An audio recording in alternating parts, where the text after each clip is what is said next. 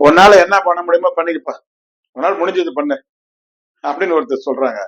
அவங்க எந்த ராசி? ஆண் ராசி தான், பாசிட்டிவ் ராசி தான்.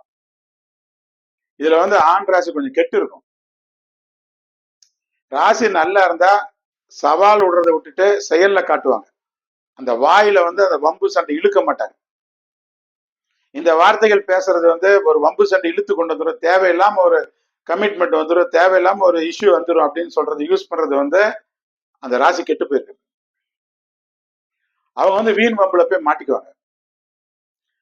அதி மிதமிஞ்சிய வீரம் அப்படிங்கிற பேர்ல ஆணவத்துல வம்ப விலை கொடுத்து வாங்குறபடி பேசுறவங்க எல்லாமே ஆண் ராசி பாசிட்டிவ் ராசி கெட்டு போயிருக்குன்னு அர்த்தம். அந்த மாதிரி இருக்கவங்க ஆண் ராசி பாசிட்டிவ் கெட்டு போடாம இருந்தா அவங்கள பேச்சிலோட செயல்ல காமிக்க ஆரம்பிச்சிருவாங்க.